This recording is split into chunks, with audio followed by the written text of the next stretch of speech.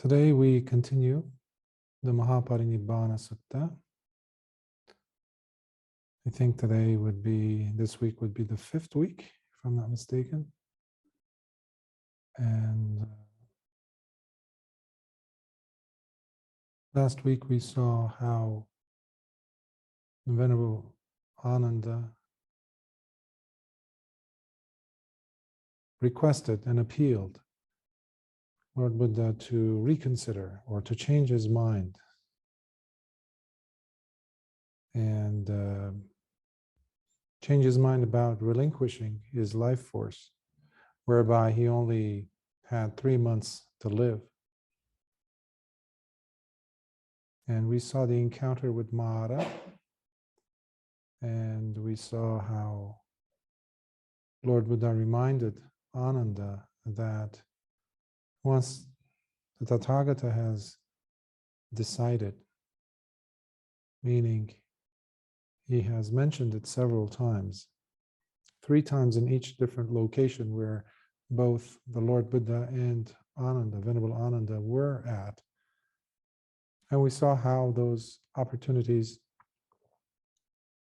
Venerable Ananda felt that he missed out on, and he felt terrible about. But then all conditioned things have to crumble, have to come apart, have to dismantle. And so is the body of a Buddha, a Tathagata. The question then is, what was the message of the Tathagata, one's teacher, teaching for 45 years? So that's where the focus turned back to, which was looking at the role of a student and taking a second look at, okay, maybe I have been missing a few points here that my teacher has been giving me, the hints and all these indications, all these guidance and the instructions. So in a sense, the Mahā Parinibbāna Sutta could also be viewed as an opportunity to maximize on those very last moments of a life of a teacher, but also the connection, the relationship between a teacher and a student, and what that might inculcate, what that might bring up, and specifically the sense of Samvega, which we touched upon several times last week. Because at the end of the last part, which was part 3, we see how Lord Buddha talks about making oneself one's own refuge. After all, that's what Lord Buddha has made himself into. He doesn't have another refuge. Not because he is one of the Tisarana, or the 3 refuges that we use every single day. We remind ourselves, no. Ultimately, we must become our own refuge. That's the thing. That's what a teacher, a good teacher, is hopefully guiding the student towards becoming. Because when you face a danger, no one else is there with you. When you're facing your worst fears, when you're facing your worst obstacles, mental or otherwise, ultimately, it is just you and you alone. And the biggest of these is one's own death. Or when you are close to it, such as when you realize you're getting old, or you're aging, or you're sick. That's why we want to reach out and try to grab hold of our loved one's hands, somebody, anything, a rope, something, a refuge. Where? Outside of ourselves. Meanwhile, Lord Buddha was teaching for 45 years, especially in these last moments. No, no, no, no, no. Come back to you. Come back to yourself. Learn how to be self-reliant. Make use of all the teachings you have heard, Ananda. And again, like I said last week, Venerable Ananda, he is there as a proxy. He's simply holding up the space for us. He's a representative of us, each of us. Where do you see yourself in your sati and sampajanya versus Venerable Ananda's position? Do you see some resonance there? Do you see some familiarity there? And can you learn from all these experiences that we're uncovering? So today we'll start part 4, which is titled The Last Meal. This is a controversial area where I began my journey in this life studying the Dhamma with this thing that was caught in my throat, as it were, the last meal of Lord Buddha's. So many people had said so many things about it, and very, so-called legitimate sources, of knowledge when it comes to the Dhamma, meaning teachers, individuals whom I consider teachers and have been teachers to a great extent of my growth in the Dhamma. However, there's some things that don't match. And that's where textual analysis and just looking at human nature, human psychology, and probing deeper and deeper at the same time, looking at the whole contextual aspects of the Dhamma in the form of a sutta that presents itself to us. For that reason, we can never just, just quickly breeze through or just take it face value. No, we need to unlayer the relationships between individuals and look at the cast of characters, as it were. People, individuals who are coming across in the suttas. Who are they? What are they asking? And what is their role? And what is their relationship to the Dhamma? So this especially comes in handy when we look at Chunda, who offered the last meal, which we will go over today.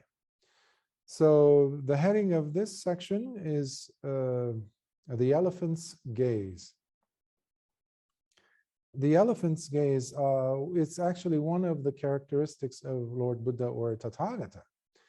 The elephant, whenever it turns its gaze to look at something tries to grab its attention, it doesn't turn its head like this, like normally we would with the cervical bones that we have in our neck.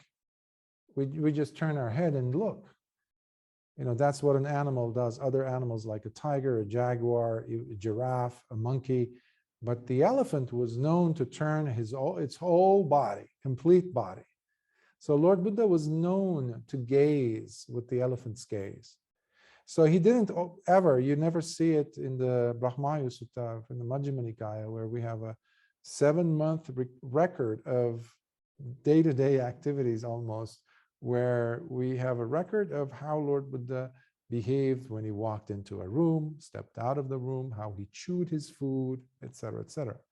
One of them is the elephant's gaze.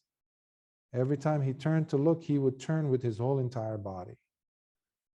The chest, the neck, the pelvis, all of these areas, the knees would be pointing towards the target, whatever he was viewing. So here we have that as the title. So in case you come across that phrase somewhere else, be mindful of that. So let's continue. Then when it was morning, the Blessed One put on his robes, and by taking his alms bowl and outer robe, he went into Vesali for alms. After the alms round and after the meal, on his return, the Blessed One looked upon Vesali with the elephant's gaze, while addressing the Venerable Ananda. So he slowly turned his whole body. Ananda was next to him. And Lord Buddha said this.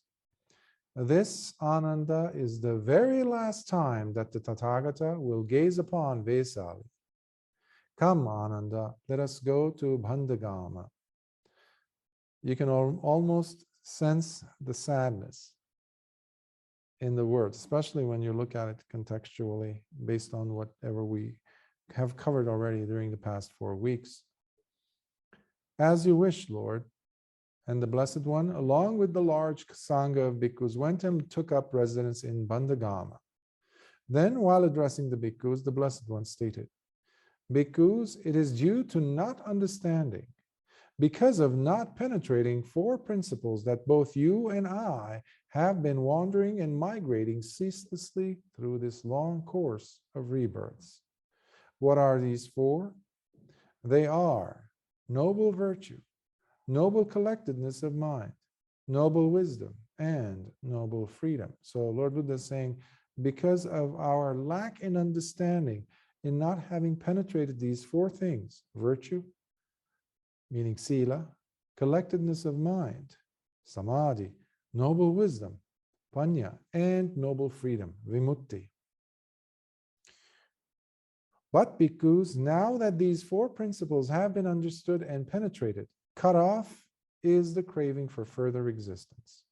Destroyed is that which leads to renewed becoming, and there is no more rebirth into future lives. Lord Buddha was the ultimate role model of whatever he taught. He behaved, he showed what he was teaching. He manifested what he was teaching. He never taught something that it was out there. You know, it would be good if you do this. Meanwhile, he would live something else in another, with another lifestyle. That's why we cannot afford to be living a hypocritical life, in a sense, doing one thing while saying something else. So here Lord Buddha is saying, because I, just like you, have been going from life to life without having penetrated these four principles. And once I have, I'm no longer a putujana, he's saying. And anyone who wants to be an arahant, like myself, he's saying, because Lord Buddha was also an arahant, then you have to penetrate these four, just like I did. But so long as I was lost to these four principles, I have been transmigrating, have been going through samsara. And all of you, he says, whoever among you who has not penetrated these will still continue. That's another thing that he's saying by mentioning this. This is what was said by the Blessed One, as the happy one, the Sugata, the master, continued in verse.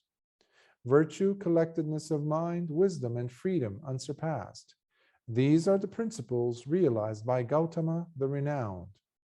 And by thoroughly knowing them, he, the Buddha, has taught the Dhamma to his monks. He, the destroyer of suffering, the master, the one who sees, is fully released. He is saying, look at me, I've done it.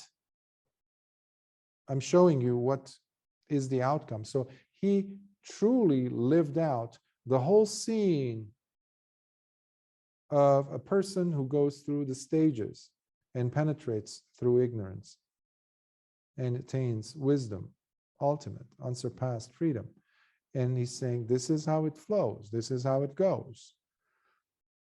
And there too, in Vesali, while staying at Bandagama, the Blessed One again addressed the bhikkhus and taught them the following. Bhikkhus, such is virtue, such is collectedness of mind, and such is wisdom. Virtue can never be undermined. Not just for a bhikkhu. I know I've been really critical of bhikkhus and monastics throughout my teaching career, especially during the last several years, especially after becoming a bhikkhu myself.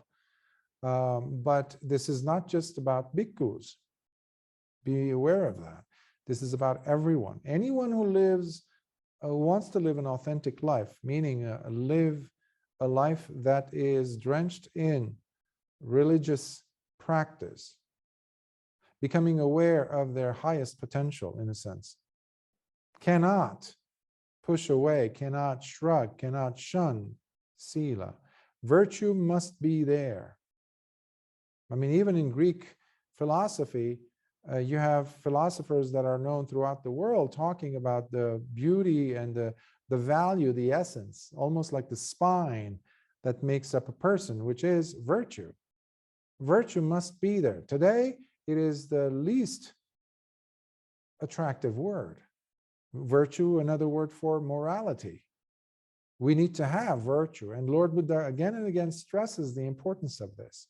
So we cannot pretend to be living religious lives or living as practitioners, believing that we are living like that, yet the virtue is missing or not present or shape-shifting. It's always there. It has to be there. Bhikkhus, when one lives with virtues throughout one's behavior, it becomes very fruitful, for it allows such a person to possess the very condition for right collectedness of mind to take place, for samadhi. So anyone who comes to me and says, Bhante, my samadhi doesn't work, I cannot attain samadhi. Well, it's not a matter of technique most of the time. It's a matter of whether there is or there isn't sila. Whether they are forcing sila without living it, without practicing virtue, with some involvement, not as something that my teacher is imposing upon me, or as a way for me to get to samadhi. That's another thing. Virtue is important. It's oxygen to the lungs of our spirituality. You cannot exist without it. And one has to know the beauty of sila, maintaining sila. That's why we are protecting ourselves. It purifies. Parisuddhiya. It's another word for purity. It's not just wisdom. Wisdom cannot come without samadhi. Samadhi cannot come without sila. They just lead, they open up to each other. When there is samadhi, it becomes very fruitful, for it allows a person to settle into stability of mind. Then such a person possesses the condition for wisdom, which itself is very fruitful, for it develops into the knowledge and vision, allowing one to see things as they truly are. And this unliberated heart becomes fully, and his unliberated heart becomes fully released, where his contaminants, asavas, of sensual lust, rebecoming, and ignorance are ended, and he is finally freed, attaining that which to that point had not yet been attained, reaching the safe shore of no more suffering. Afterwards, when the Blessed One had stayed at Bandhagama for as long as he pleased, he again addressed the Venerable Ananda and said, "Come, Ananda, let us go to Hattigama." These are different regions. These are different districts that Lord Buddha was going through. This was in the region of Madhya Pradesh. It's the middle country of India. These places, many of these places still exist. But please remember, we're talking about an 80-year-old man, okay? The teacher, Lord Buddha, was 80 years old, and he was sick. And he's about to get sicker. But he's going through all these different villages. And he's not asking for people to carry him, you know, like a pharaoh or like a maharaja. He's not behaving like, even when Devadatta got sick, he asked his students, he told his students to carry him to Lord Buddha on a stretcher. And he was not even half as sick as Lord Buddha is at this stage. But Lord Buddha walked to these places. Please be aware of that as well. As you wish, Lord, and the Blessed One, along with a large sangha of bhikkhus, went and took up residence in Hattigama. When the Blessed One had stayed at Hattigama for as long as he pleased, he traveled to Ambagama, and from there he went to Jambugama, along with the sangha of bhikkhus, where he stayed before moving further. Now, at each of these stops made, the Blessed One would instruct the bhikkhus thus: Bhikkhus, such is virtue, such is collectedness of mind, and such is wisdom. So he repeats Sila, Samadhi, Panya, and that section that we went over just now, as well as in previous weeks. So he's mentioning to the bhikkhus the essential nature of these principles of Sila, Samadhi, Panya. We cannot, he's trying to say something, basically. He knows what's going to happen to the sasana. The first thing that goes is the Sila, the virtue, when bhikkhus don't behave with virtue. When bhikkhus don't practice samadhi, well, there goes panya. So he's trying to put safety measures by going to these different places and reminding each of these viharas, these bhikkhus in these viharas, these centers, to be aware, to straighten up, because there's some heavier times coming where the sasana will be collapsing, especially in India, as it did. Afterwards, when the Blessed One had stayed at Jambugama for as long as he pleased, he again addressed the Venerable Ananda and said, "Come, Ananda, let us go to Bhoganagara." "As you wish, Lord," he replied. And the Blessed One, along with the Sangha of bhikkhus, went to Bhoganagara, where he took up residence at Ananda's shrine. The Four Great Sources is the title of the next section. This is a section that is also found in different places, especially the one that comes to mind is from the Anguttara Nikāya, where Lord Buddha is pretty much telling us what the litmus test is to know what is Dhamma and what is adhamma. When a person is making up stuff versus actually being legitimately based on the Dhamma that Lord Buddha taught. So, there, while addressing the Sangha of bhikkhus, the Blessed One said, "Bhikkhus," Bhante, the bhikkhus replied. "Bhikkhus," the Blessed One continued, "I will teach you about these four great sources. Listen carefully, as I will now speak." "Yes, Lord," the bhikkhus replied. "And what, bhikkhus, are the four great sources?" "Here, bhikkhus, a bhikkhu might say, I have heard this in the presence of the Blessed One, and from his own lips. This was acknowledged in his presence. This is the Dhamma, this is the discipline, and this is the dispensation of the teacher." So somebody might come and say, this is the teaching of Lord Buddha. And I actually heard this from Lord Buddha's mouth in his own presence. Pretty compelling, statement. It was like, wow, he was there, therefore. So what he's saying must be legitimate. Let's hear what he has to say. So Lord Buddha gives us what should be our behavior towards such a statement. Now, the words of that bhikkhu should neither be approved nor rejected. So you don't say, oh, wow, it's true, or no, that's absolutely false. Instead, those words and statements should first be thoroughly learned, checked, and compared with what is taught within the suttas and evidenced in the discipline. That means the Vinaya. So one has to go to the Nikayas, the Pali Nikayas, okay? And then they have to go and check it in the Vinaya Sutta. So the suttas. So because they always are going to be complementing each other, supplementing each other. So this will serve as your source in order to prove whether they are truly the Dhamma. If those words and statements are neither found within the suttas nor evidence in the discipline, then it should be concluded that those are not, in fact, the words of the Blessed One, the Arahant, the perfectly awakened one. Instead, they are exposed as being none other than the wrongfully grasped words of that bhikkhu, and thus should be thrown out. Okay, so that's one. Further, bhikkhus, a bhikkhu might say, I have heard this in the presence of the Blessed One and from his own lips. This was acknowledged in his presence. This is the Dhamma, this is the discipline, and this is the dispensation of the teacher. Again, Lord Buddha says you should neither approve nor reject this. Instead, you need to check. Instead, those words and statements should first be thoroughly learned. Hear them out. What are they saying? Check them and compare them with what is taught in the suttas and evidenced also in the discipline, the Vinaya, which serve as your source. Those two are your sources, okay? In order to prove whether they are truly the Dhamma. If those words and statements are both of them are found within the suttas and evidenced in the Vinaya, then it should be concluded that these are in fact the words of the Blessed One, the Arahant, the perfectly awakened.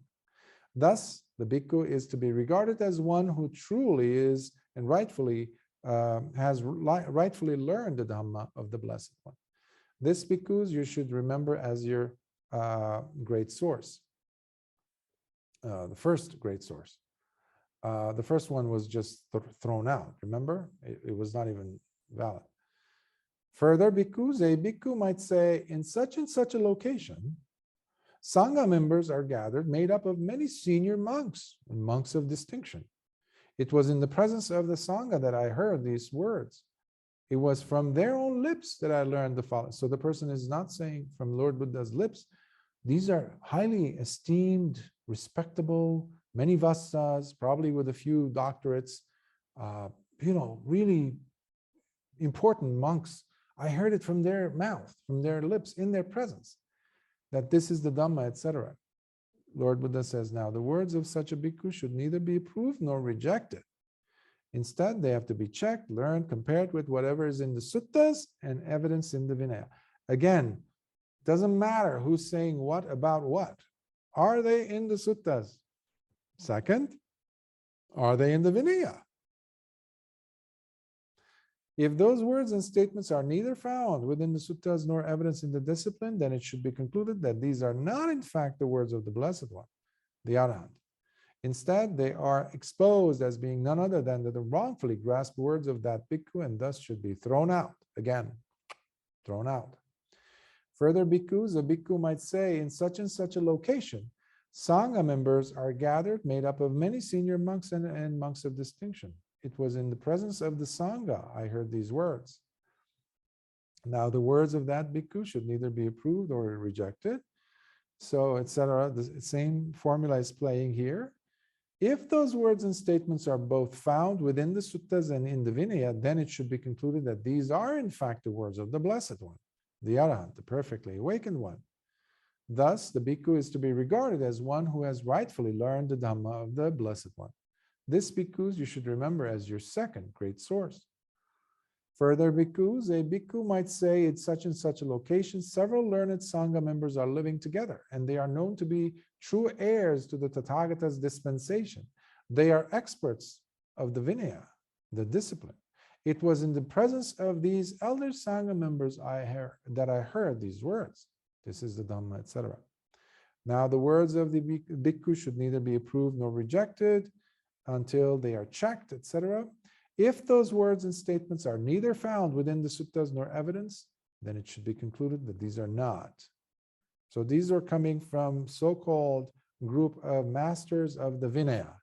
Somebody's saying, but despite where it's claimed to come from, you check what is being said and you see that they are neither found in the suttas nor in the Vinaya. What do? Throw them out. It doesn't matter what bhikkhu it is coming from. Further bhikkhus, a bhikkhu might say, in such and such a location, several learned Sangha members are living together, and they are known to be true heirs to the Tathagata's dispensation, etc. And so the person needs to check. And if those words and statements are both found within the suttas and evidence in the discipline, then it should be acknowledged that these are in fact the words of the Blessed One.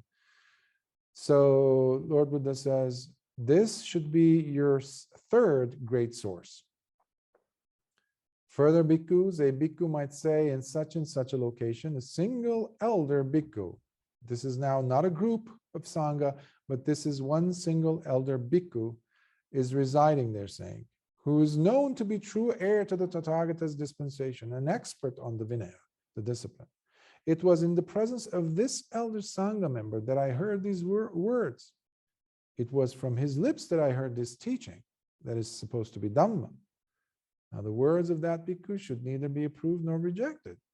Instead, they need to be checked, learned, compared with whatever is in the suttas and the Vinaya, to be truly known whether this is the Dhamma or not. And if those words and statements are neither found within the suttas or Vinaya, they should again be done what with? Thrown out. Further bhikkhus in such and such, again with the same single elder bhikkhu section, we need to check. And if those words and statements are both found within the suttas and the evidence in the Vinaya, then it should be concluded that these are in fact the words of the Blessed One, the Arahant, the perfectly awakened one. Thus, the bhikkhu is to be regarded as one who has rightfully learned the Dhamma of the Blessed One. This bhikkhus you should remember as your fourth great source. I wish today's attorneys, lawyers, businessmen, government officials, school teachers, university professors, scientists, journalists, you name it, I wish we would follow such a method. It's like diamond, it's incredibly precise. And we don't follow these methods. Even especially in the Sangha, we don't follow this in the Sasana. We have stopped checking the sources. We have stopped even checking the food that we buy. We need to look at the back nutritional fact. What is in this? Many of us do now. 10, 20 years ago, we didn't do that. But now many people are trying to become more and more aware of what they're putting in their bodies. Okay, wonderful. How about what you're putting in your heart, what you're putting in your mind? Every time you go to a temple to listen to a Dhamma talk, or you don't even have to go to a temple per se, listening to a Dhamma discourse online, the statements of this or that Bhikkhu or this or that teacher. Check, is this truly the words of the Buddha? Is this found in the suttas? Is this found in the Vianaya? And if they're both there, the whole suttas are there online. The Vianaya is there. You just need to look it up. Don't just go with a Google or a famous monk or somebody you personally respect and say, yes, yes. That's good and dandy, but you still have to go to the source. So we need to be diligent with this and not just take whatever's coming and saying, yeah, that's true. I'm going to go with that. No. Remember earlier I was mentioning about each of us are our own individual refuge, sarana. Well, we need to take ownership of that. Because these are the four great sources for you to preserve. Sources here could also be used as a reference. The four great sources or four great references. So Lord Buddha then again talks about Sila, Samadhi, Panya to this group of students in Bhoganagara. And then he says, come Ananda, let us go to Pava. As you wish, Lord. And the Blessed One, along with the large Sangha of bhikkhus, went to Pava, where he stayed at Chunda, the goldsmith's mango grove. Now, Chunda is one of the, how should we say, wrongfully accused individuals in the Buddhist history. Wrongfully. And amazingly, when people talk about Lord Buddha's last meal, they also present the person who made the offering of the last meal, in a way, put them in a darker shade, in a he should not have done that attitude.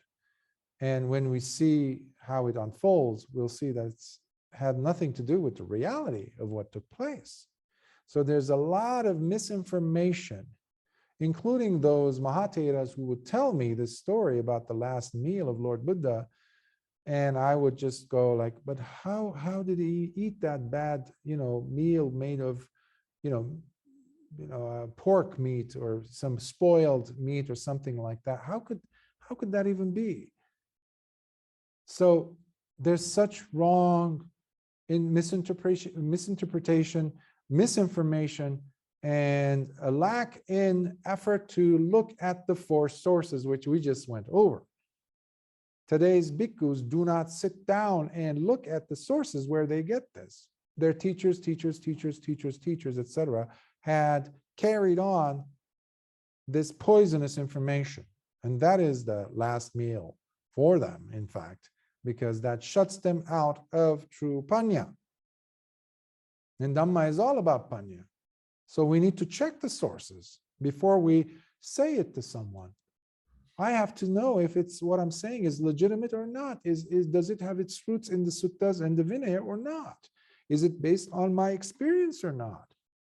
And then I open my mouth. That's how the attitude should be. That's what Lord Buddha is encouraging each of us. So let's go into Chunda the goldsmith's section.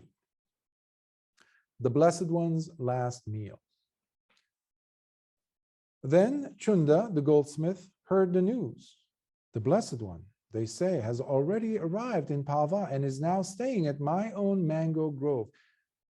Chunda was very wealthy. He was known, and he was very involved, and he was very interested in the Dhamma. He would go to several different talks that Lord Buddha gave every time he would pass through Pava.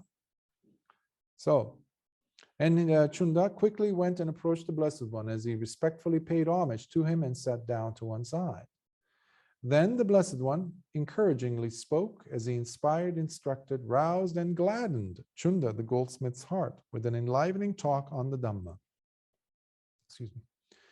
Afterwards, Chunda, the goldsmith, addressed the Blessed One and said, Bhante, may the Blessed One please accept my dana for tomorrow's meal, accompanied with the Sangha of Bhikkhus. Now, there was a large Sangha of Bhikkhus with him. Remember that. A person who is wealthy, remember, he's also staying, Lord Buddha is staying with the Sangha members at Chunda's mango grove. And if you've ever been to India, some of these estates are huge. I've been to one of them in India, and the mangoes are so big, the trees are so huge, and there's so many of them. So it's a huge territory, many, many hectares of it. And this Chunda Upasaka owned it. And he was also the goldsmith to the Maharajas, the kings. So he could afford to invite the whole Sangha for the next day's meal. And the Blessed One consented with his silence. Then, having become certain of the Blessed One's acceptance of the next day's meal, Chunda, the goldsmith, rose from his seat, and after respectfully paying homage to him, and while keeping his right side towards the Blessed One, he left. Early the next morning, after the night had passed, Chunda, the goldsmith, had already prepared a variety of delicious foods and fine delicacies at his own home, including a rare dish made with truffles called Sukara Madhava. Once everything was ready, he sent word to the Blessed One, announcing, "It is time, Bhante. The meal is now ready, O Blessed Lord." Sukara Madhava. Do not forget these two words. In the whole sasana, probably these two words are the most misunderstood as far as meaning goes. Phrase, in a sense. Sukara Madhava is actually, many people translate, this is where the hitch was, this is where the mishap or misstep was for translators. And unfortunately, most translators up to this day are primarily scholars and not true practitioners, nor experts at human relationships, linguists, you might say even. They were stuck on this word as pig's delight, the animal, pig, delight, the pig's delight, the delight of the pig. Basically, whatever pigs enjoy and delight in eating. Well, that's one translation. Another one is, so sukara means the pig. Madhava is soft, tender, sweet sometimes, delicate. Well, he's a rich person. He's offering the best meal that could ever possibly be had. Today, if you go to any 3-star, 4-star Michelin restaurant around the world, and you look for a food item, the most expensive, will involve something that is very exquisite and rare to come by. Usually it forms, especially if it's a European cuisine, it will involve truffles. They're expensive. The black ones are less expensive, but they're still expensive than the white ones. Well, guess what animal human beings used to use to go and grab the truffles with? Pigs. To this day, you go to some parts of the world, pigs are the ones, the animals that farmers or people will go and hunt for truffles will use. And the pigs would usually get to the truffle too fast that the farmer could not be able to pull the madhava or the truffle out of their mouth. So they started to put some type of a nozzle or some type of a small cage around the mouth of the animal. Because the pig, by the way, has the olfactory senses of a pig is far greater than a dog. which, by the way, modern European countries that have this tradition of getting truffles out of the ground, they now use dogs. Well, dogs also go crazy on the truffles. So, but they're easier to catch than the pig. So basically, what that means is Sukaramadava is the dish made of truffles, okay? Not a dish made of bad pork meat, which is a debacle and quite silly, if not stupid, and idiotic for any person to construe this image, which has been going on for centuries, unfortunately, to the point where even non-Buddhists look and say, I personally have had this question be raised several times, even before I was a monk. How could your Buddha, this is what normally would present itself as the question, how could your Buddha not pick out on this meat and this food that's bad? How could he be also powerful, this and that, and be so developed in his abilities, wisdom, psychic abilities, and eat bad food? Which logically makes sense, right? If the conclusions that these people had made about pig's delight was accurate, but it was completely false. So that's why I am dedicating so much of my time here, our valuable time, because there's still a lot more to cover today, but this is a crucial part of the sutta and also the death of Lord Buddha that people must understand. He ate the best type of food available at the time, truffle. So if you ever had truffle, my father used to bring some every time. It's rare, so he would bring it in a bag, and unfortunately nobody in the family would appreciate it as much as he did, because they would bring it. He had some friends that they would go to Syria, and I was in Lebanon. I was born in Lebanon, so he would bring a bag of them, and he would say, "Be careful, don't drop any of them. They're really expensive. I had to pay a lot of money for." And I say, "Okay." One time I tried it, I didn't like it. I was like, "Ugh." I was a kid, 7, 8 years old. But then I got a little bit older, and one time he made, I think, an omelet or something, and he cut it so fine, and I said, "Okay, he must know something." And my taste buds had refined, and I tried it again, and I liked it. So, and he was like, "You like it, huh?" He's like, "It's very expensive."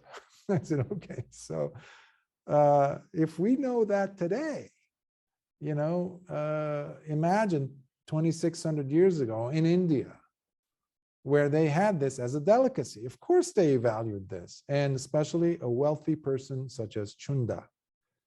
And he knows Lord Buddha, he might never be able to offer food to him ever again. So he must make this meal perfect, the most exquisite. So he prepared it for Lord Buddha.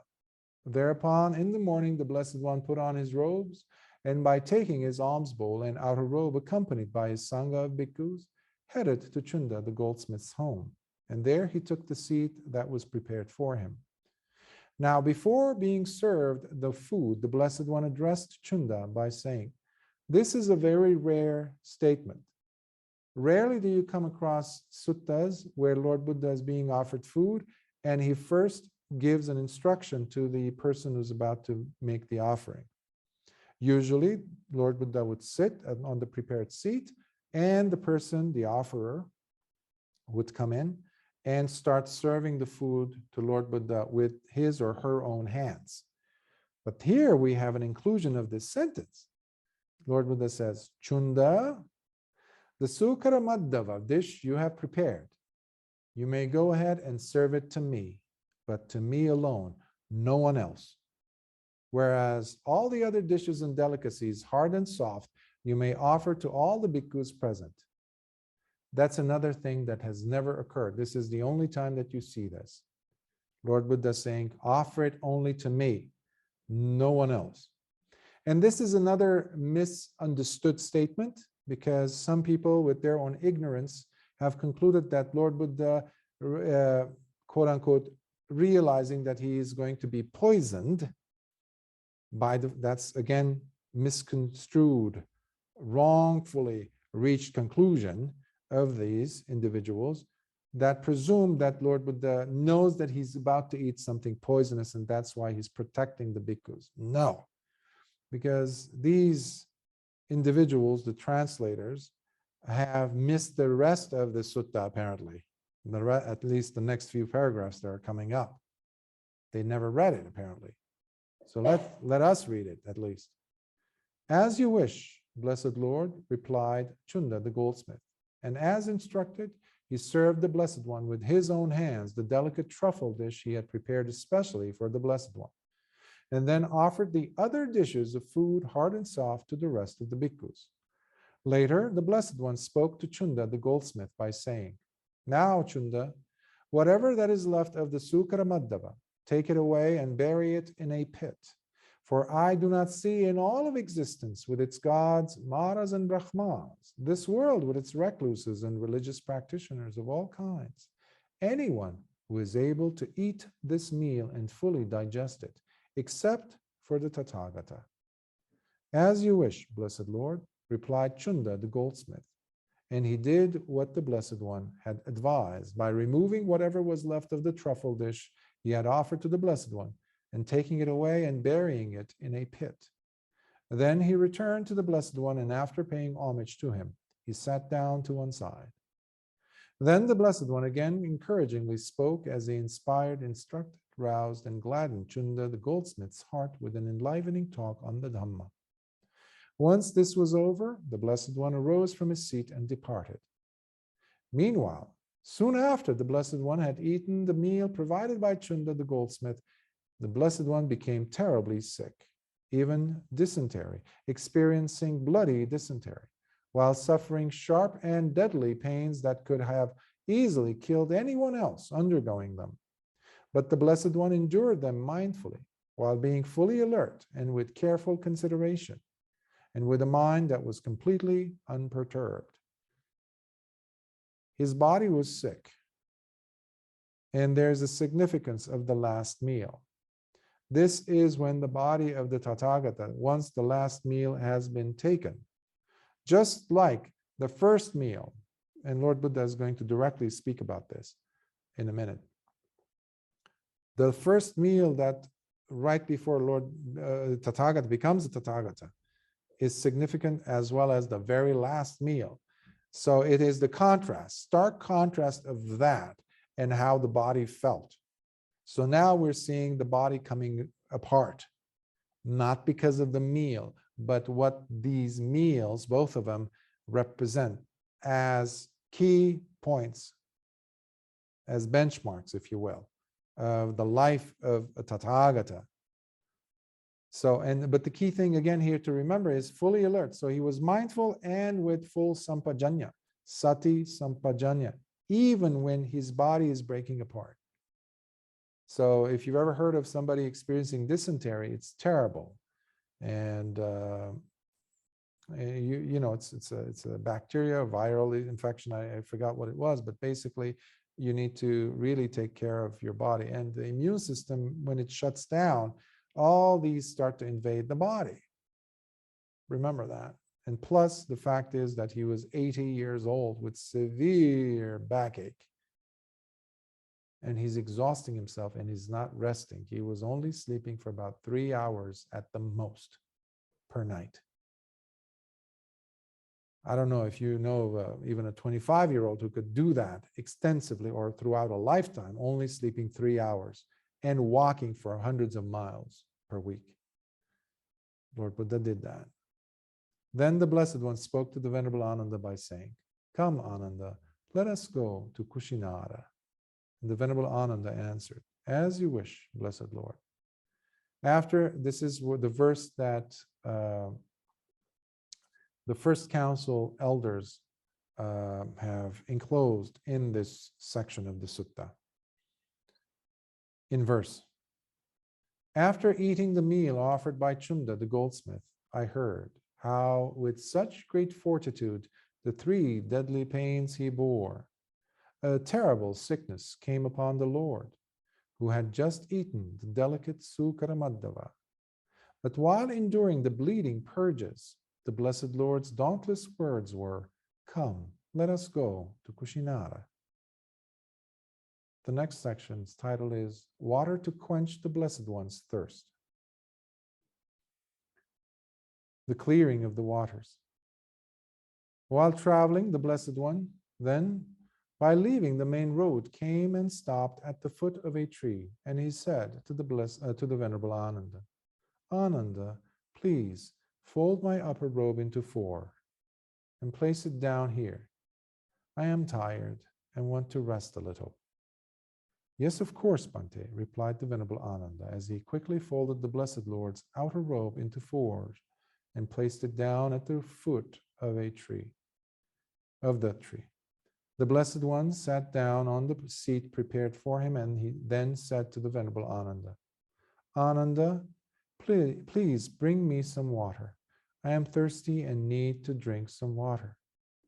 But the Venerable Ananda turned to the Blessed One and said, "Bhante, just now a great number of carts, almost 500, have passed over the creek, and its shallow waters have been churned up through the crossing of so many traveling wheels, because of which it is now all muddy and unsuitable to drink. But the Kakuta River, Bhante, is quite close by, and its waters are clear, lovely, cool, and refreshingly translucent. It is easily accessible and delightfully placed. By going there instead, the Blessed One can quench his thirst and refresh his limbs in its cool waters." So basically, he's saying, no, I'm not going to get you to drink. There's a better place, because the water here is actually dirty, because all these carts, the cart wheels, and obviously the buffalo and the whatever was pulling these carts have churned up all this water, and it's shallow, so it's not deep, so it's going to be very, very muddy. So forget about it, Bhante. We're going to go to the other one. So please, let's get up and walk. So this is very disrespectful, inconsiderate to say the least, because he's not looking at the fact that Lord Buddha is extremely tired. That's why he asked him to make a pillow of the folded robes and for Lord Buddha to rest on. For a second time, the Blessed One made his request for some water to quench his thirst by saying, "Ananda, please bring me some water. I am thirsty and need to drink some water." But the Venerable Ananda again turned to the Blessed One and repeated that it is better to walk further and drink water from the Kakuta River instead. And for a third time, the Blessed One made his request for some water from the Venerable Ananda by saying, "Ananda, please bring me some water. I am thirsty, need to drink some water." Then the Venerable Ananda answered, "So be it, Lord." So he was like, okay, I'll go. You want muddy water? I'll bring you muddy water, basically. And he took the bowl and went to the stream. Meanwhile, the shallow water, however, which had been churned up by the crossing of so many traveling carts and their wheels, and thus had become all muddy and unsuitable to drink, suddenly became clear, lovely, cool, and refreshingly translucent, as the Venerable Ananda drew near to it. And the Venerable Ananda thought, "This is truly marvelous. This indeed is most wonderful and incredible, how it demonstrates the power and majesty of the Tathagata." And while still being astonished by what he witnessed, he took up the water in the bowl and carried it to the Blessed One and said, "Bhante, it is truly marvelous. This indeed is most wonderful and incredible, how it demonstrates the power and majesty of the Tathagata. For the shallow water," so he describes how it became suddenly translucent and clear and lovely and cool to drink, as if he was not with the same Tathagata for 25 years. He must have seen countless examples of Lord Buddha's power. So this demonstrates the weakness in a student to trust the teacher. This is very important. To have a skeptical mind is necessary. Healthy skepticism is always good. But one has to ultimately, especially when the teacher repeats something, one has to drop whatever they think should be happening and truly listen to the teacher. So long as the teaching or whatever is being advised does not go against the Dhamma. That's very important to remember. It doesn't go against, therefore, Sila, Samadhi, Panya. That is untouchable. Has to be there. But trusting the teacher, this is where the teacher's love and faith in the teacher is extremely important. Yes, unfortunately, many people over the centuries have misused this, have led their students astray. This is not about that. This is Lord Buddha saying it 3 times. And Venerable Ananda pausing and saying, that should not have happened. And later on, by the way, we see how Venerable Ananda was chastised by the Sangha during the first council for not having brought water to the Lord Buddha and not having faith in him for this action. And then he says, now let the Blessed One drink the water. Let the Sugata drink and quench his thirst. And the Blessed One drank the water. So, Pukkusa the Mallan, Pukkusa from, who was a Malla. Malla, they don't exist as a people, but their region exists, obviously. Kushinara, the place where Lord Buddha died, is within the Mallan territory. So Pukkusa from that region. Now it so happened that Pukkusa of the Malla clan, who had himself been a disciple of Alarakalama, was passing through Kusinara on his way to Pava. And if you remember, Alarakalama was Lord Buddha, Siddhartha Gautama's first official teacher when he was searching on his spiritual quest. So because of his teaching, Alarakalama's teaching, Lord Siddhartha Gautama attained to the 7th jhana, state of nothingness. But he knew that after he came out of that jhanic state, he still had the kileshas in his heart, the 3 poisons. So nothing had changed, and he did not develop in his wisdom. It was just a state of attainment. That's it. It's a wonderful state to be in, yeah, but it doesn't give you wisdom. It prepares the ground, yes. But Alarakalama was stuck there, as many people today are. Whoever reached to that state of jhana, many of them hold on to it and don't develop beyond it. Some people even think that that's Nibbana.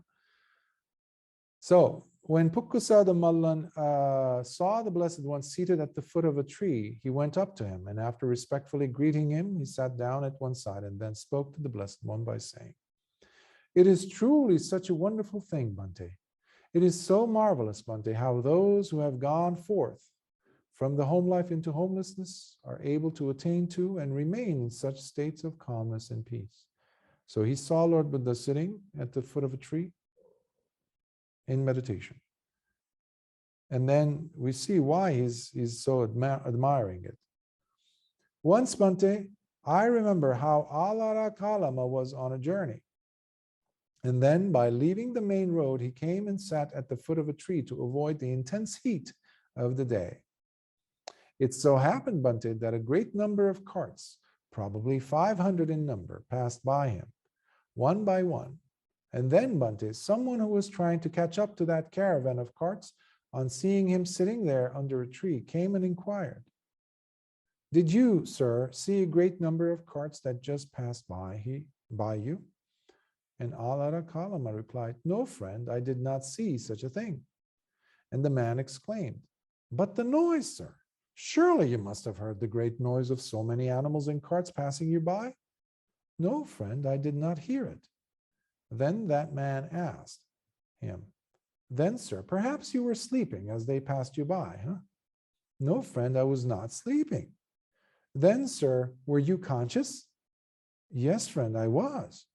Then that man said, "Then, sir, while conscious and awake as you sat here, you say you still did not see the great number of carts passing you by, not a few, but 500 carts that passed you by one after another, nor heard their clamor or noise? Yet, sir, your very robe is covered with their dust." And Alara Kalama replied in agreement by saying, well, so it seems, friend. Then, Bhante, that man started reflecting to himself, it is truly such a wonderful thing, sir. It is so marvelous, sir, how those who have gone forth from the home life into homelessness are able to attain to and remain in such states of calmness and peace. And there arose in him great faith towards Alara Kalama as he continued on his way. So he's saying, wow, Bhante, look at my teacher, Alara Kalama. He must have been so great because he sat through so much noise. And now Lord Buddha is going to, you can see that he still hasn't lost his touch of being, even sometimes, somewhat comical by saying, oh yeah, well, let me tell you about this. Then the Blessed One addressed Pukkusa the Mallam by asking him, now, what do you think, Pukkusa? What is more difficult to do or accomplish, more rare to witness or come across? A man who, while conscious and awake, would neither see a great number of carts, even 500 carts, that passed him by one after another, nor hear their clamor and noise, or someone else who, while conscious and awake, sitting in the midst of a heavy downpour, with thunderstorms rolling, lightnings flashing, and thunderbolts crashing, would neither see it nor hear their roaring noise. So somebody was in the middle of a thunderstorm, basically a hurricane. And the Pukkusa says, Bhante, there is no comparison. After all, what are mere 500 carts, or even 6, 7, 8, 900, or 1,000, or even 100 of thousands of carts compared with such a thunderous event? Lord Buddha says, now, Pukkusa, once I was passing through adhamma, where I was spending the night in a barn. And at that time, there was a heavy downpour, with thunderstorms rolling, lightnings flashing, and thunderbolts crashing. On that thunderous night, 2 farmers who were brothers were killed close to the barn where I was staying at, together with 4 oxen. 4. And a great crowd came forth from adhamma to the spot where they were killed by the lightning strike. So it was such a powerful, if you've ever heard a lightning strike hit close by, I mean, it's pretty loud. It shakes the ground. It can tear through your ears, just the sound of it. It's really like a tearing of something powerful. Now, Pukkusa, around the time that people began gathering there, I had just come out of the barn and was walking back and forth, walking in meditation near the entrance of the barn. Then someone from the crowd, on seeing me walking there, approached, and after respectfully greeting me, stood to one side. Then I asked him, friend, why has this great crowd gathered here? And he answered me, just now, Bhante, there was a heavy downpour. So he basically says this, whatever Lord Buddha just mentioned, all this clamor going on. 2 brothers, farmers, were killed, plus 4 of their oxen, huge animals, by a lightning strike. So that's why we're here. And then he says, but Bhante, where were you while this was going on? The man asked him in turn. I was right here, friend, I answered. But Bhante, did you not see all that commotion? No, friend, I did not see any of it. But the noise, Bhante, surely you must have heard the great noise of so many thunderstorms rolling. No, friend, I did not hear a thing. Then that man asked him, then Bhante, perhaps you were sleeping as all the chaos was happening outside? No, friend, I was not sleeping, I answered. In that case, Bhante, were you conscious? Yes, friend, I was. Then the man said, then Bhante, while conscious and awake, you still did not see or hear any of the heavy downpour with thunderstorms rolling, etc. Yes, friend. Then Pukkusa, that man, started reflecting to himself. It is truly such a wonderful thing, sir. It is so marvelous, sir, how those who have gone forth from the home life into homelessness are able to attain to and remain in such states of calmness and peace. And there arose in that man great faith in me. This is Lord Buddha saying, as he paid homage respectfully. And after circumambulating me and keeping me to his right, he went on his way. When this had been said, Pukkusa of the Mallan addressed the Blessed One by saying, Bhante, the faith and confidence I had in Alara Kalama, I now fling away, as if thrown into the mighty wind, tossed and carried away as if by a powerfully moving stream.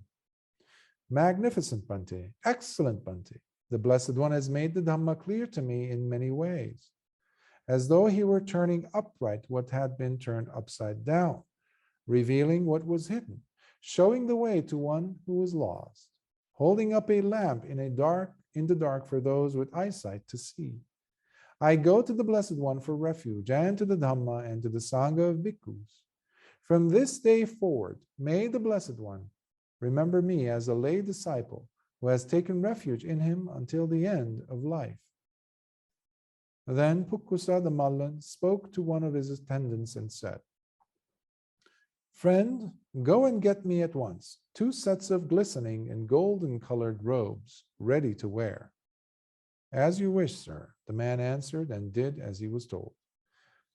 In the beginning part of the sasana, for some time, Lord Buddha used to do what many of his monks, or at least some of his monks, still ended up doing, even in these days, in those days of his before his death, which was to go to charnel grounds and pick up tossed rags and things like that, and wash them carefully, repeatedly, and then dye them, and then make them into proper robes and wear them.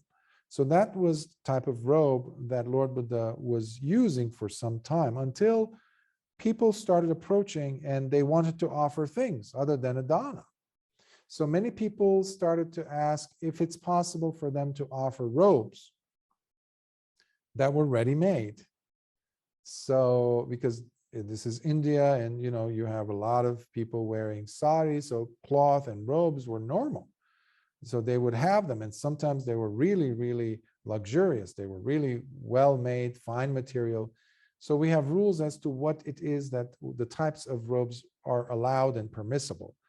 So they became permissible when Lord Buddha said yes to those who were wanting to offer these robes. So here we're seeing examples of it, even at the last day of Lord Buddha's life, where Pukkusa is offering robes.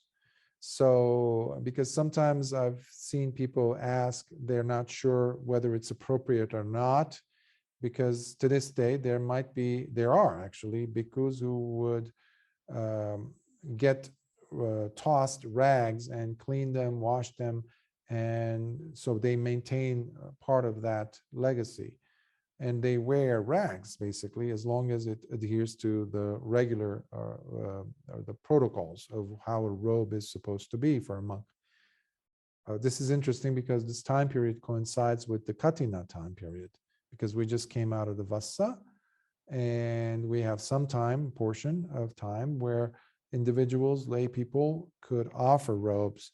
And although there are many people in most of Asia where they practice offering the cloth, the white cloth, which the bhikkhus get, and they cut it into the katina. Actually, that's what the katina word comes from. And then they cut it in certain ways and then dye it, etc. And that dyed, prepared robe is later offered to a bhikkhu.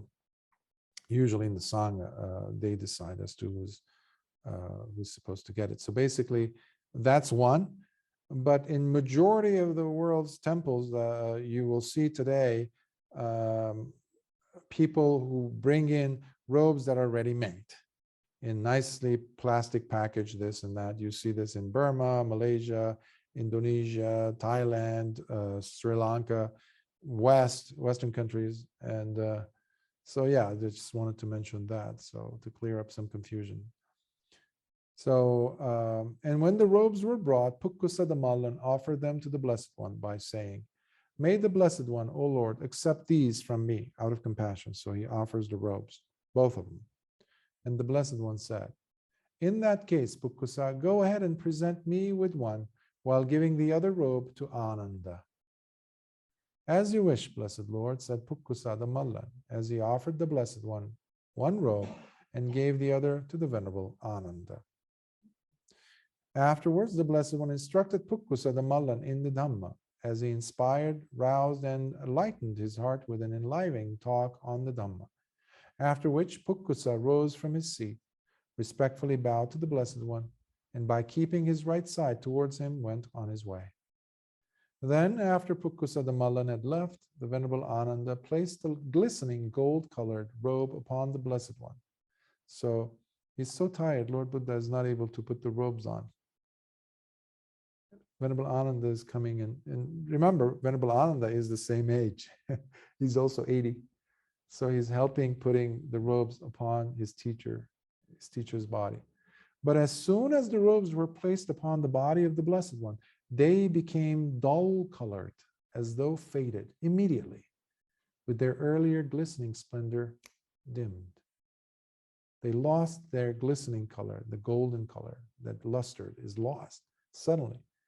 In witnessing this, the Venerable Ananda exclaimed to the Blessed One, "It is astounding, O Lord, most wonderful indeed, how exceedingly clear the Tathagata's skin is, as it shines radiantly, whereby even this new and glistening set of gold-colored robes, Lord, now look so dull in their color when being placed upon the body of the Blessed One, as though faded with their earlier glistening splendor dimmed. Indeed it is so, Ananda, indeed it is. For there are two occasions, Ananda, when the skin of the Tathagata appears exceedingly clear as it shines radiantly. And what are these two occasions? The night, Ananda, when the Tathagata becomes fully awakened in the unsurpassed supreme enlightenment, and the very night when the Tathagata attains his final full release into the Nibbana element with no residues remaining. Parinibbāna, anupadisesa. Anupadisesa means no residues remaining. That means there's no clinging at all. The five aggregates dispersed. That's why we call it the final Parinibbāna, or the final release. So he's saying the night that I became a Buddha and the night that I die.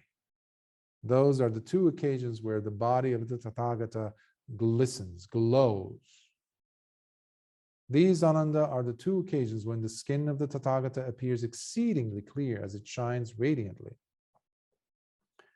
Ananda, during the last watch of this very night, this is a declaration Lord Buddha is making. During the last watch of this very night, between two sala trees within the Malla's sal forest at Upavattana, near Kushinara, the Tathagata will attain his final Parinibbāna, the full and final release. Now come, Ananda, let us go to the Kakutha river. Yes, blessed Lord, replied the Venerable Ananda. And here there's an inclusion of another verse by the elders at the first council. A pair of robes glistening in gold color, both gifts made by Pukusa. Being clothed in them, the master's form became exceedingly clear, shining radiantly for all to behold. At the Kakutha river. Afterwards, the Blessed One went to the Kakutha river together with a large sangha of bhikkhus. Once there, he submerged into the water as he bathed and drank. And on emerging out of the water, the Blessed One went to the mango grove and there addressed the Venerable Chundaka by saying, "Please fold my upper robe into 4, Chundaka, and place it down for me. I am tired and need to rest for a while." "As you wish, Lord," replied the Venerable Chundaka as he folded the Blessed One's robes into 4 and placed it gently on the ground for him to rest. It is interesting that normally you would see Venerable Ananda, right? Here we don't see him. This is where we need to use our human relational skills. We all have this. We're all social animals. We're social beings. We know what is wrong, what is right when you're dealing with a human being in a social context. Especially when you have, the different situations where Ananda, Venerable Ananda is there, but now he's not. So the reason why I'm saying this is many times people forget that Ananda was a human being with feelings. His teacher is about to die. He just gave him another specific prediction, saying, tonight, Ananda, which means in a few hours, I will die between two sal trees. And Ananda is realizing, my teacher, my Lord, he asked for water. I didn't give it to him. And not long before, I wasted so many opportunities where I could have said, Bhante, could you please stay for longer time, the full lifespan? Because Venerable Ananda became a super centenarian. He lived beyond 100 years. Some people say that he lived another 80 years over his 80. So he lived very long. In fact, his own students were present in the second council, which happened 100 years after the first council. Venerable Ananda's students were there in the second council. Could you imagine that? So he had lived a long time. So he's now, though, you can almost sense the absence of Venerable Ananda to be very well-reasoned. He's mourning the loss of his teacher before he died. He's mourning that he's in sadness, he's in depression. He's not there. He skipped the scene, as it were. But he won't be gone for long. So I just wanted to, when I was translating this, I was like, yes. Interesting. Why Venerable Chundaka is there, whom we don't see, and he now shows up. The Blessed One then laid down on his right side in the lion's posture, resting one foot upon the other with complete mindfulness and full awareness. Sati Sampajanya. Having already determined in his mind the time for rising up. Meanwhile, the Venerable Chundaka sat close and in front of the Blessed One. You can almost sense like he's taking care of Lord Buddha, if we can say that. Just making sure nothing comes and bothers him. Maybe a fly comes and he's going to just fan it away. He's just careful, no one come and bother Bhante. No one. The Buddha went, this is another set of verses that elders had included. The Buddha went to Kakuta, where cool and translucent flows the lovely stream. There he submerged, washing in its clear water, his drained and exhausted frame. The Buddha, the one who stands supreme in all the world systems. And having bathed and drank, the teacher emerged as he stood in the middle of throngs of bhikkhus, all gathered there in his wake, the great master who taught them, in this very life, the teaching that leads straight to Nibbana. To the mango grove his path did take. There, in addressing the bhikkhu named Chundaka, he spoke, "Please lay down my robe by folding it into four." Then the bhikkhu ever so swiftly did as he was told. Drained from being exhausted in his body, the Blessed Lord lay down on the prepared mat, while Chundaka quietly sat on the ground next to him with care. Remedying Chunda's sense of guilt is the title of the next section. Later, the Blessed One addressed the Venerable Ananda by saying, this is crucial in reference to the last meal and what I was mentioning about Chunda, the goldsmith, and how Lord Buddha basically, in other words, cleared his record for all to know and see.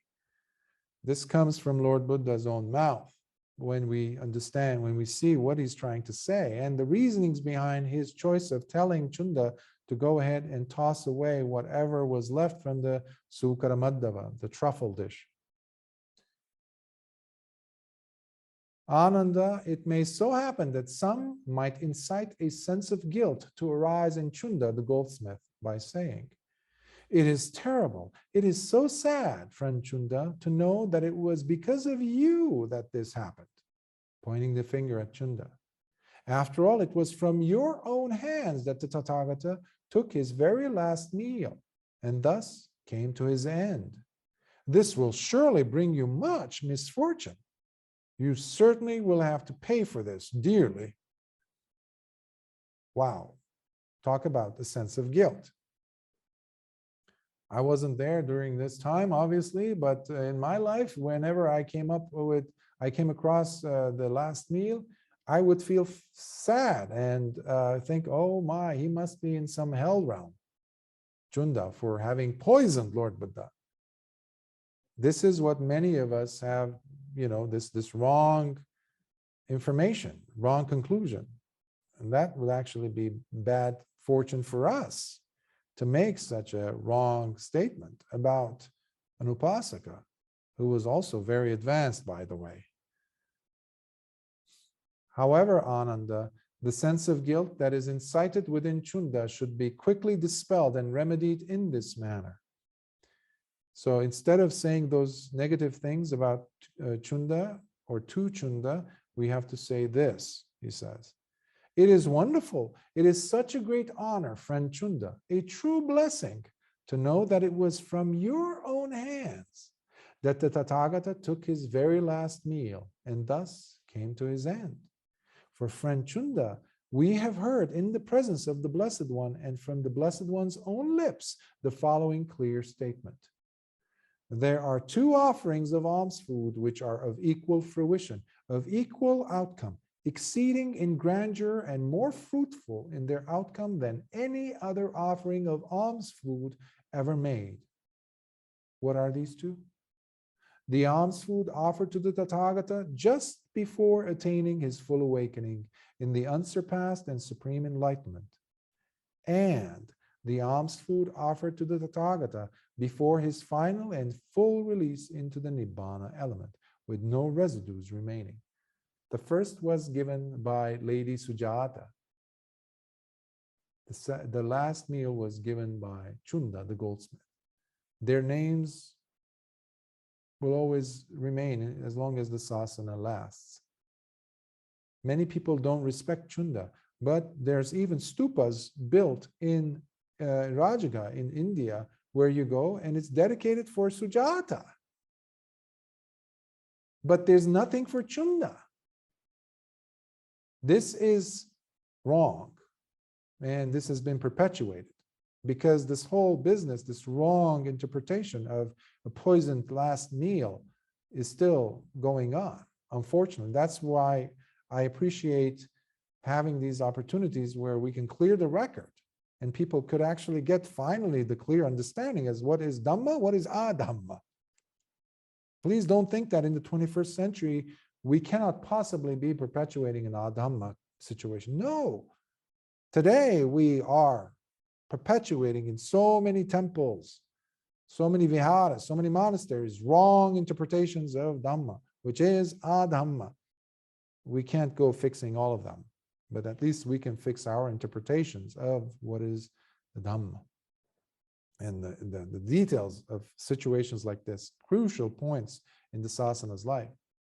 So Lord Buddha continues, thus, these two offerings of alms food are of equal fruition, of equal outcome, exceeding in grandeur and more fruitful in their outcome than any other offering of alms food ever made. After all, through this very generous action, the worthy Chunda, the goldsmith, has accumulated the merits which will bring him a long life, beauty, well-being, glory, heavenly birth, and sovereignty. In this way, Ananda, the sense of guilt incited within Chunda, the goldsmith, should be quickly dispelled and remedied. Then the Blessed One, in understanding the significance of this, uttered these solemn verses. For the one who gives with an open hand, his virtuous merits only increase. For the one who is self-restrained, no enmity accumulates. For the one who is skilled in living life with virtue, by giving up and shunning all evil, comes to the peace of Nibbana by the rooting out of all lust, hatred, and delusion. Sadhu, sadhu, sadhu.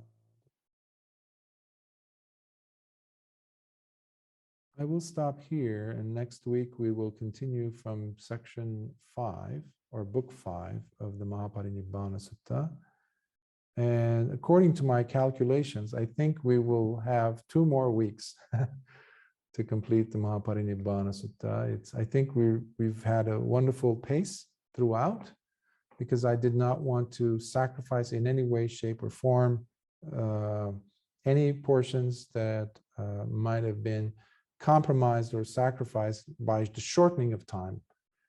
This is a sutta that definitely needs its space, its expanse, its room to maneuver, to allow us the time and fortitude to really take in as much as we can from it, and to clarify some misconceptions. When they are due, when we see them, because it has within it, the sutta has within it so many different teachings, as you noticed from day one, from week 1.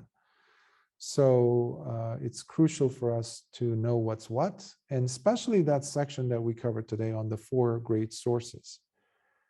Do not take just at whatever is coming at you as Dhamma, simply because of who is saying it. We have so many examples of this. We have the Vianaya Sutta, which I keep referring to from the Majjhima Nikāya. I've given entire talks on this in the past, recorded. So where Lord Buddha is saying we need to scrutinize. Well, here we see the formula of what that scrutiny is about, what steps to follow. Specifically, we need to understand, okay, how is this related with the suttas? Is this related, or is this something additional? Many people are promulgating their own ideas, not just in the recent past, in recent history, or just with the introduction of the Dhamma to the West.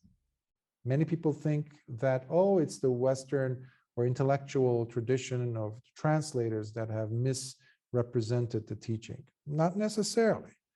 The misrepresentation of the Dhamma began even while Lord Buddha was alive. Let's not forget that. That's why Lord Buddha is putting all these safety measures, because people were doing this. Even in the first, well, not the first council, but the second council, the third council especially, when we have the Abhidhamma showing up. So many people have their understanding of the Dhamma based according to the measures, the criteria of the Abhidhamma. What a terrible state of affairs. Terrible, terrible, terrible.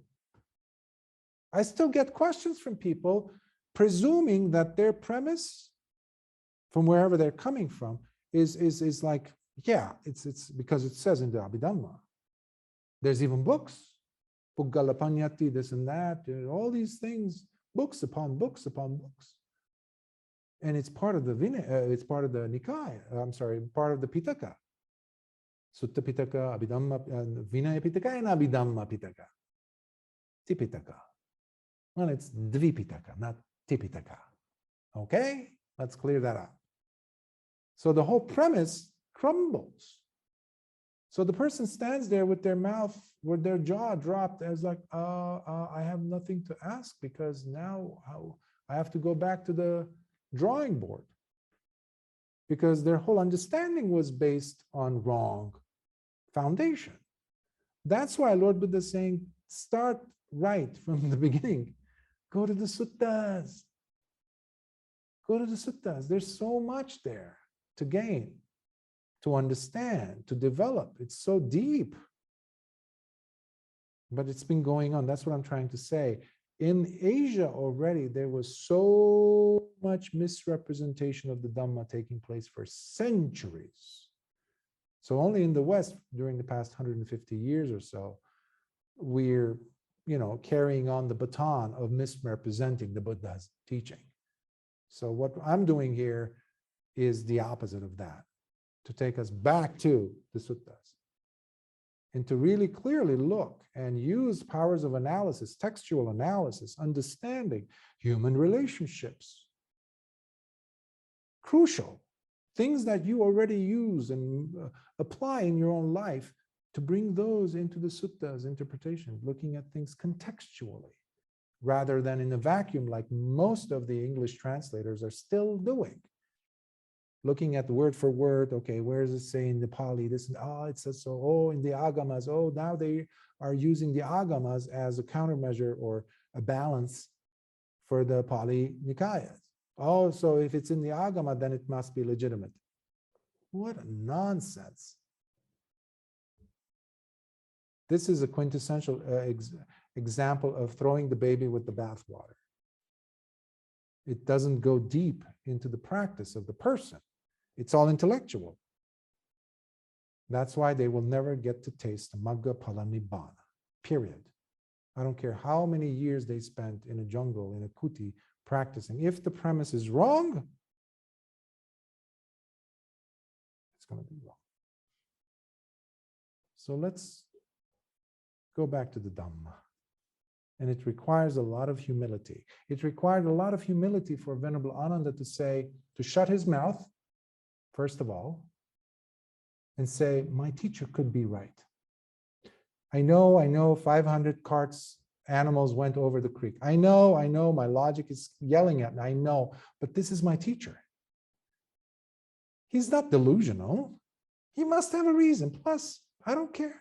If he says, go and pick up some, cup of lava, molten lava, I'm going to go get it because he's my teacher. So that requires tremendous humility. So long as students, we don't have that, we will never go deep into the Dhamma. So that, remember, I was mentioning this to someone today, an arahant will never become an arahant if they have not overcome the conceit fetter. So Ananda had conceit in him, like most of us do. So we need to check that, balance, and put that on the, measuring the scale and see, do I have it? Is it there? Oh, it's so heavy. Okay, let me remove that. And that requires humility of saying, perhaps I don't know, and go back to the Dhamma, always back to the suttas. So I will stop here and see if you have any questions, comments, thoughts.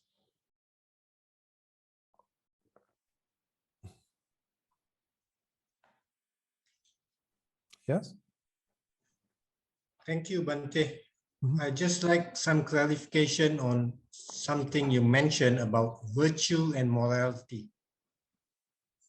To what you have told us about the source, referencing, and the disposition of what the Buddha spoke. I see virtue as something innately internal, expressed out as something autonomous. Whereas when you look at morality, especially in the Western tradition or philosophy, it actually takes a heteronomous angle. And in this heteronomous angle, we are always comparing a Western morality to Eastern values, Eastern to Arabic values, Muslims, Christians, Buddhists, Hindus, and we fail to see our views. We fail to see our views of the Buddha talking about the 5 khandhas. We fail to see that it's only an identity. It's atta rather than anatta. So when we look at what you explain about the source and the continuation of upholding a version of truth rather than what was truth. So you actually touched something very, very deep in terms of our ignorance, our influence, and the power of authority in terms of Sangha, in terms of religion, in terms of government. See? So I'd like to thank you actually for helping me see things in a different perspective and putting more trust and faith in you as a teacher. Thank you so much. Ravi, when you're in I don't know, a tribe in the middle of nowhere in Fiji, where there's no Wi-Fi, there's no electricity, there's no proper, running water, things like that, where people don't know if they're going to have food that day or not. When you present yourself, you're coming from a different culture, different race, different things. They look at you and they see you. You have three-dimensionality, but they also are looking to see if you carry with you the decency, something that they value. Same thing as an Eskimo values, same thing that a person who lives in the Gobi Desert values, same thing that a person in the Sahara values. Dignity. Now that doesn't necessarily come innately. It needs, like everything else, it is there, the goodness is there, one of the things that the Lord Buddha talks, which is not recorded here, to Pukkusa, the one who presented the robes, is how radiant, he says. Radiant is the chitta.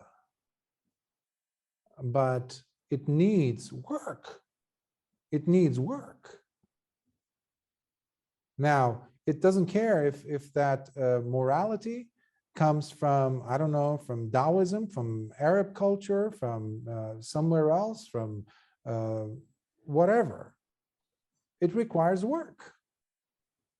Just like the ability of your child to stand up and walk, to eat, to communicate. But they have to struggle. Walking doesn't happen the moment that a child comes out of the womb. It takes work. It takes discipline.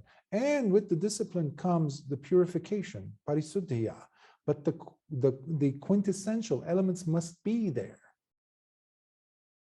within the person. But that's not enough. This is where a lot of cultures have gone astray.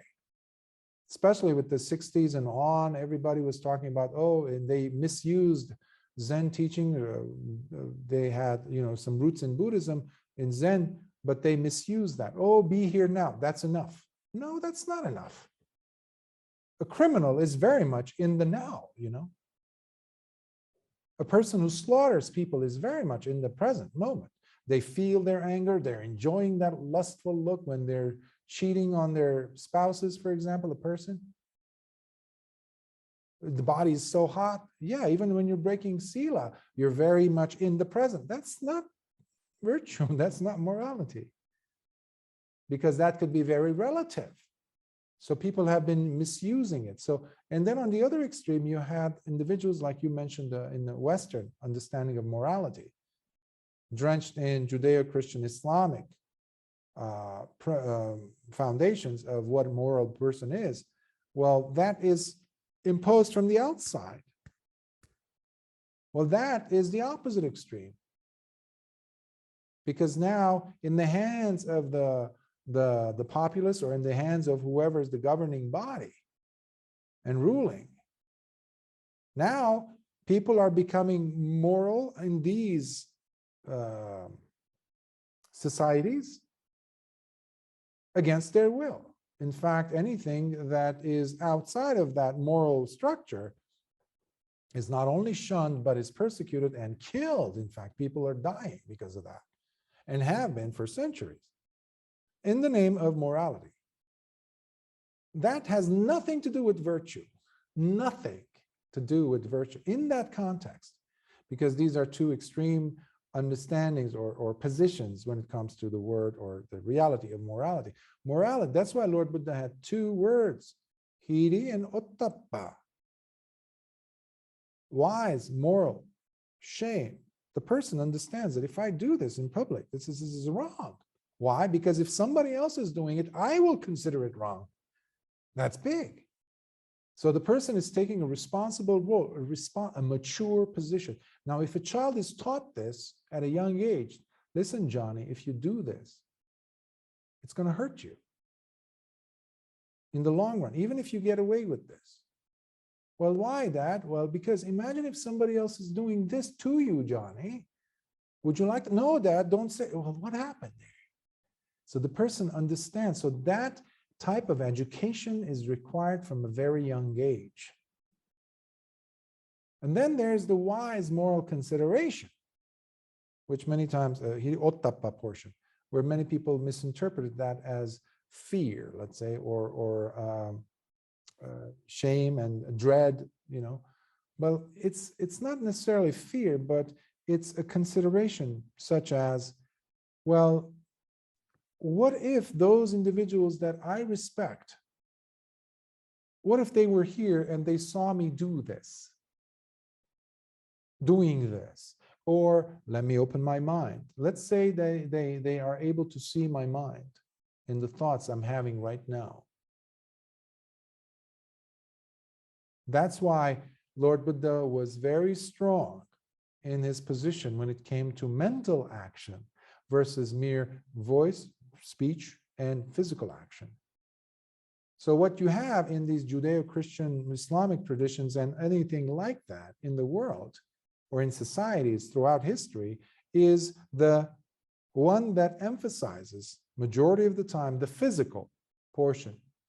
That's why all those cultures that promote the suppression of certain instinctual things, let's say sexual behavior, suppress physically so that it's not caught.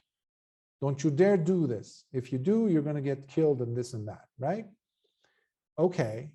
Does that eliminate the presence of such lustful behavior in the mind? Behavior happens in the mind first. This is something that they never consider. I've seen these people. I lived in the Middle East, and I've traveled extensively. I would see these individuals where the wife is there, the child is there, and they look over to whenever another woman passes. Sometimes they have more than one wife. They have wives, and they're still looking. It's a shameful thing. But he's not doing anything. Hey, he's not doing anything. And it's not just isolating one culture. Of course, you see this everywhere in the world. And then you go to an extreme example of a Western country or any country that is very lascivious or very allowing of clothing to be worn, barely any clothing, but still the sexual lust is there. Physically, they might not be doing something, but the whole culture is geared towards mentally breaking that sila. All the advertising that we see in the world today, they all revolve around this. And I'm just picking up, I know, just the sexual portion of it, but it could be anything else. The indulgence, video games, looking at your phone, your SMS, or always being pulled into your, Instagram or something, a feed, always being pulled out of where? From you. Putting your mind outside, there's no tranquility. So the mind behavior has to be on the foundation of hiri and ottappa. That's where virtue comes from. Now, do you need to know these terms? No. When you're in Fiji, looking at a person with so much metta, or the tribesman, or the tribe leader, reaching over and putting his arm over your shoulder because he's so impressed by your behavior. He sees another human being. He sees integrity. That's all he cares about. He might even offer you a place to stay. They might even offer you to build a house for you and have you be part of that community. Why though? They don't even speak your language because you carry your integrity, you carry your virtue with you, even if you're absolutely mute. That is what Lord Buddha was talking about. The bhikkhus did not engage in conversation on Pindapada, You're not allowed to even look at a person when they're offering you food. They're putting food in your plate, in your bowl. Not allowed to look, and obviously not allowed to speak with them. You can speak once you are giving a Dhamma talk, let's say, to whoever made you the offering. So, the communication was not there.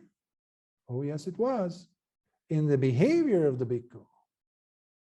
Because the integrity was walking step by step with them, with every step taken with sati and sampajanya. Sila samadhi panya is there with the noble person. They don't have to come and teach you or preach you, rather, morality. Show me, don't tell me. Remember that phrase? So we have a world today that always is trying to be impressed or impressive upon us by telling us what to do, telling us how things are supposed to be. Hypocrisy to the highest level of authority, of governments, of people who run the planet. But integrity is always visible, is always appreciated. If you go into, let's say, a time machine and you go back thousands of years, people will not recognize or understand what you might be saying, but they will recognize the purity in your heart, which comes out in the form of virtue. And that is what the Dhamma can bring to your life. And that is what the noble disciples had. And that is what Lord Buddha had in him. Whether he spoke something on something or not, they saw it. So that's what came to mind I'm glad you made those remarks. Any other thoughts, comments, questions?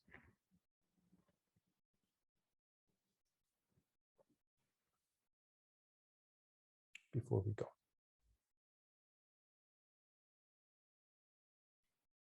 Okay. So let us transfer some merits. We'll do it in Pali today. Akasatha chabumata deva nagamahitika punyantang anumoditva chirang rakhantu lokasasanang. Akasatha chabumata deva nagamahitika punyantang anumoditva chirang rakhantu desanang. Akasatha chabumata deva nagamahitika punyantang anumoditva chirang rakhantu mam paranti. Sadhu, sadhu, sadhu. May you be well.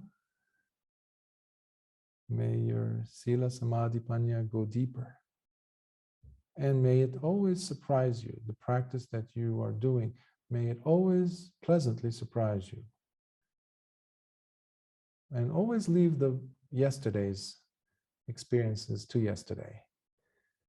Open up your eyes with with the curiosity of a child. And that's another way of understanding faith.